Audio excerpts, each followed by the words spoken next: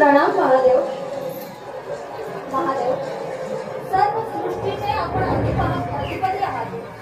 सर्व जीवसृष्टी आपणाला वंदन करते, आपली पूजा अर्चा करते. कित्येक दानवांनी आणि मानवांनी तर आपले संसार करून आपली पूजा अर्चा करण्याचे पसंत केले आहे. माझा प्रश्न आहे की आपण एक वेळ तपश्चर्येला बसलात किंवा युगानुयुगे तुम्ही तपश्चर्या करता, मग तुम्हाला काय पूजा अर्चा होत नाही का? मग असा कोणता देव आहे ज्याची तुम्ही आराधना करता? पार्वती, या साऱ्या विश्वास जरी मी महादेव असतो तरी माझ्याही पेक्षा वरिष्ठ ईश्वर आहे, त्याचे मी रात्रंदिवस स्मरण करत असतो. महादेव, मग त्या देवाचे नाव सांगण्याची मला कृपा करा. देवी पार्वती, एवढा जर आपला हक्क असेल तर त्याचे नाव मी आपल्याला सांगतो. या जगाची उत्पत्ती करणारे, आम्हा सर्व देव देवतांना पितृतुल्य असणारे देवादिदेव ब्रह्मदेव, त्याची मी आराधना करत असतो. सातश्री, ठीक आहे, पण मी हाच प्रश्न सातश्रींना जाऊन विचारते.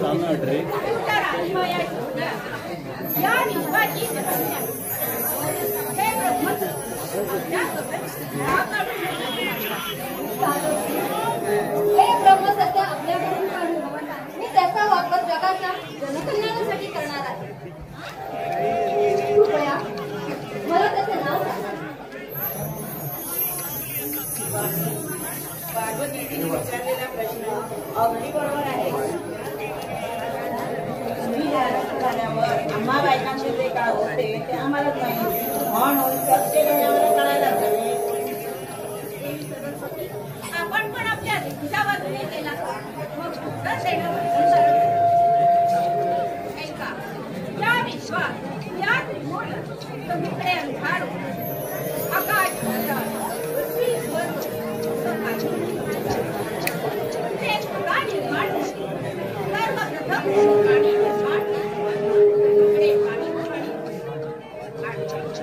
मी चालू करून पाठी चेक करायला नको माहीत आधी पाठी चेक नको करायला माहीत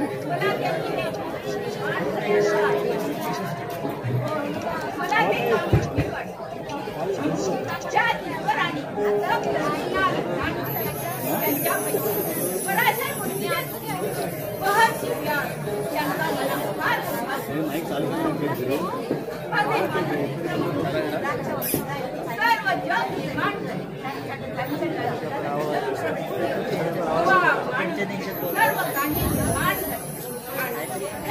निर्माण करणारे ज्यांची मी अहोरात्र त्याचे नाव कोण? नारायण? मग हे नारायण कुठे असतात? मला त्याची ओळख करून द्या. अशी वाहून जाऊ नको. तेच नारायण भगवान विष्णुदेव.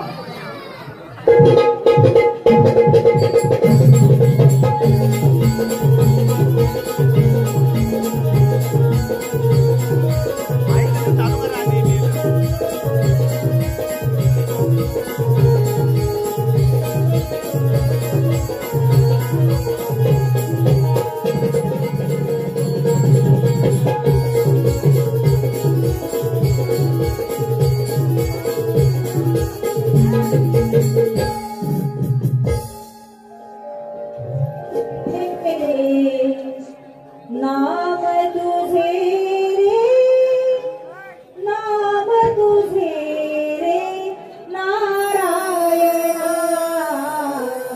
नाम तुझे रे, नाम तुझे तुझे रे नारायणा, नाम तुझे रे, नाम तुझे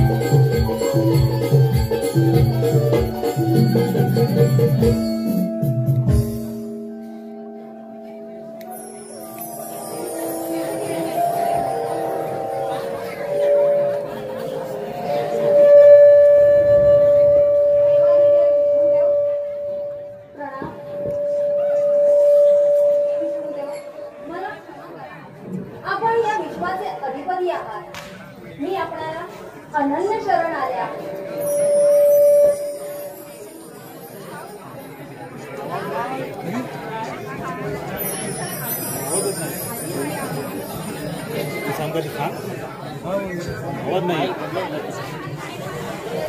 माईक चेक नाही केलं काय अगोदर धडा चुकवून नाश केला आहात. इतके देवांनी इतके अनेक रूपांनी महिषासूरसारख्या दैत्यांच्या मुंड्या तोडून गळ्यात माळ घालणाऱ्या अफजे असामान्य स्त्री आहात. विष्णुदेव, आपण जर शेषशाहीवर बसून योगे तपश्चर्या करता, मग आपणापेक्षा कोणी श्रेष्ठ देव असणार ना की ज्याची तुम्ही आराधना करता? मग विष्णुदेव, मला त्या देवाचे नाव सांगण्याची कृपा करा. एवढीच आपल्याला विनंती आहे. बरोबर आहे. आपण सर्व देव सगळ्यांची कळालंच ठीक आहे. तुमचा एवढा आदर असेल तर त्याची व्यवस्था मी करून देतो. देवी पार्वती, मी ज्या देवाची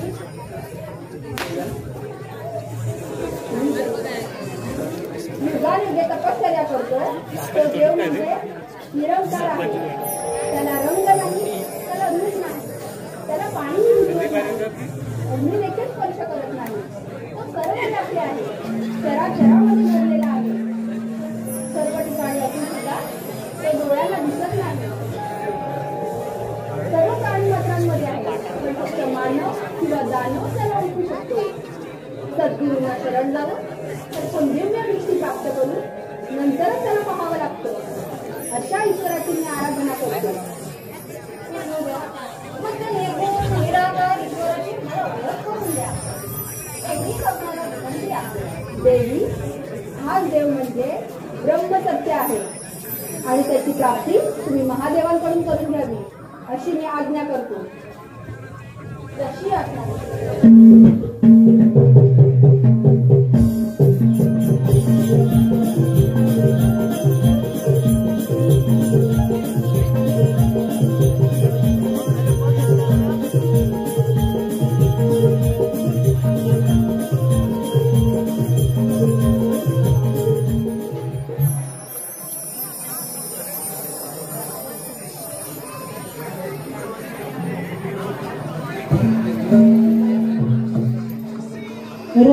रंभाऊर्वशी नाचे इंद्र दरबारी.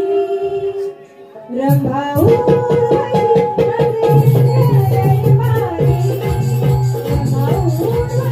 नाचे इंद्र दरबारी.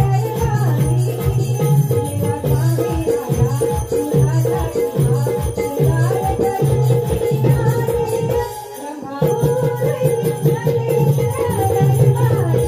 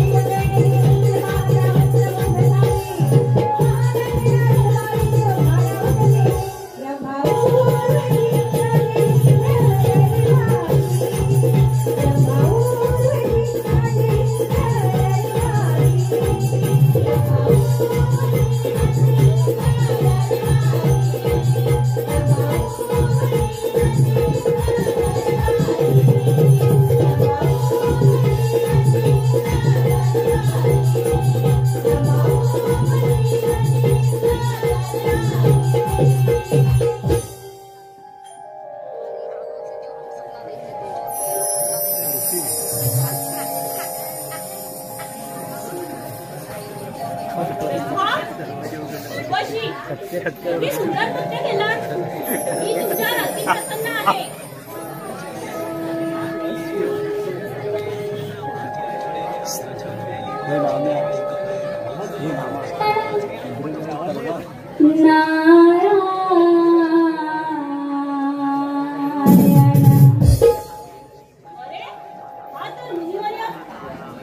नारद मुनींचा आवाज आहे. नारद मुनी इंद्रपुरीत येत आहेत. ब्रह्मा उर्वशी आणि आपल्या रंगमालांना जशी हस्तरावल्या. लागली से आस मजला गोळीया भंगाची. लागली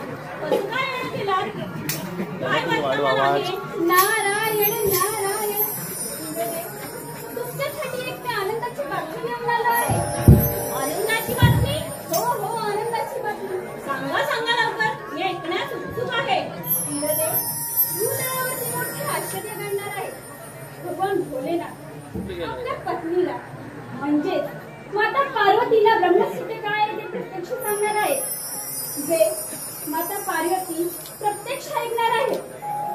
येतो मी. नारायण नारायण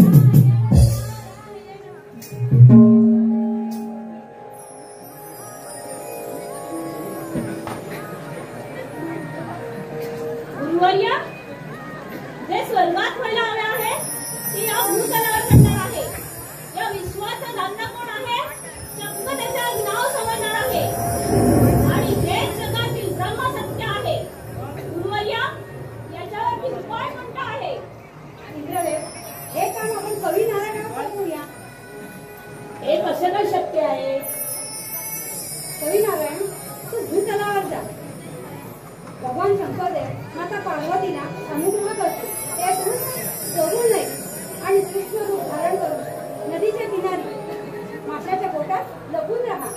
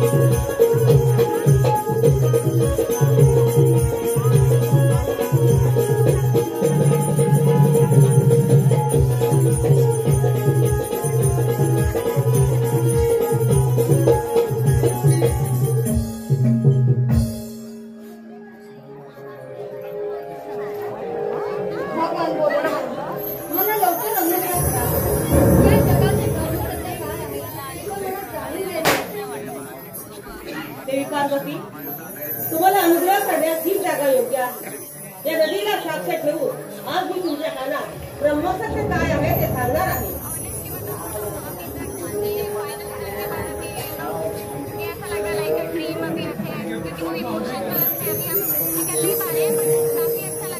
कोणाचा आवाज आहे हा? कोण बोलतंय? कोण बोलतंय? ते आपलं प्रधान लागले आहे. आवाज आहे का?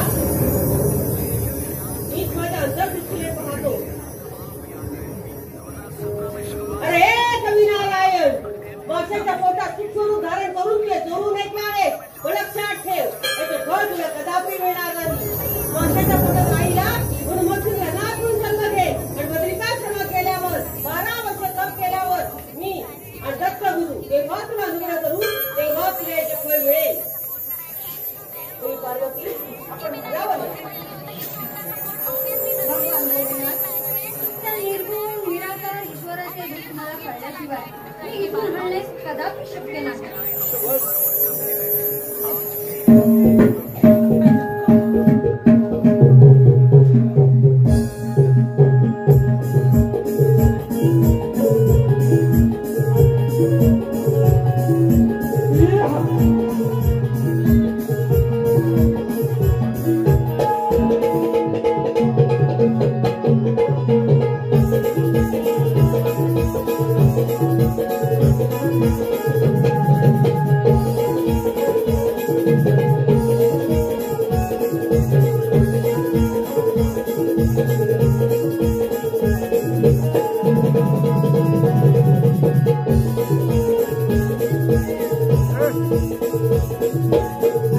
गाण्याचं नाव काय?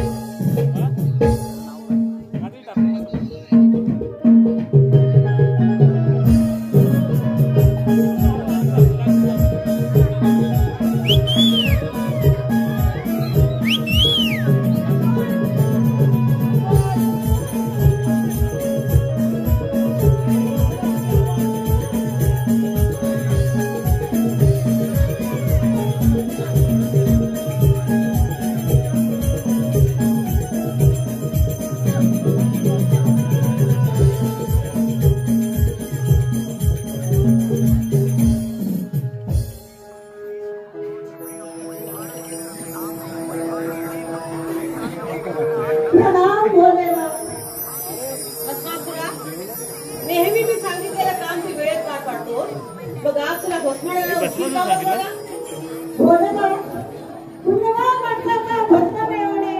हा कठीण कार्य आहे. त्यामुळे तुम्ही मला असा आवाज द्या, ज्याच्या डोक्यावरती हात ठेवे त्याचा जळू भस्म व्हायला पाहिजे. नंतर तुम्हाला भस्म आणून देण्यास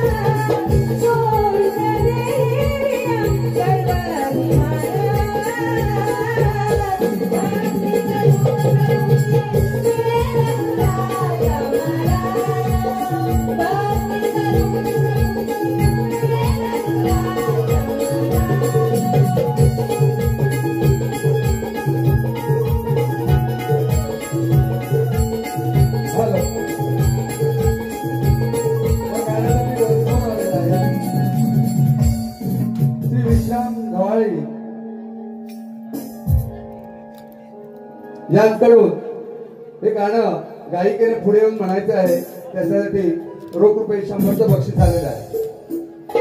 आताच्या गाण्यासाठी वन्स मोर गाण्यासाठी 100 रुपयाचं बक्षीस आलेलं आहे.